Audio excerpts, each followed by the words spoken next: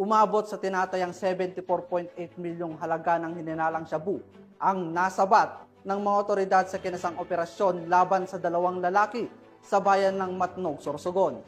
Tinitiyak ng mga otoridad na tuloy-tuloy ang kanilang kampanya kontra iligal na droga upang mapigilan ang pagpasok ng malalaking bulto ng ipinagbabawal na gamot sa bansa. Nakatutok dyan si Patrolwoman Vanessa Sol.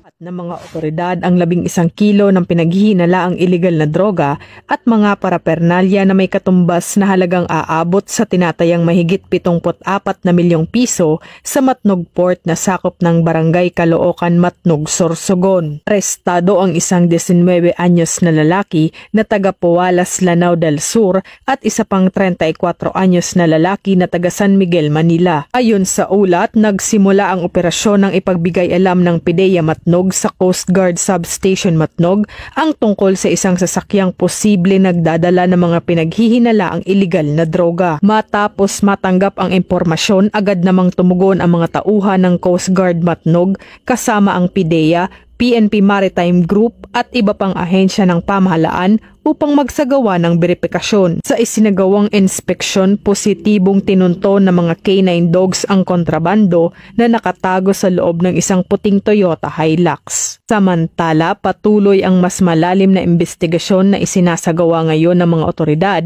upang matukoy ang lawak ng operasyon at mapanagot ang mga sangkot sa iligal na kalakalan. Haharap ang mga ito sa kasong paglabag sa Republic Act 9165 o ang Comprehensive Dangerous Drugs Act of 2002. Mula dito sa Legazpi City, Albay, ako ang inyong PNN correspondent, Patrolwoman Vanessa Sol, alagad ng batas, tagataguyod ng Balitang Pulis.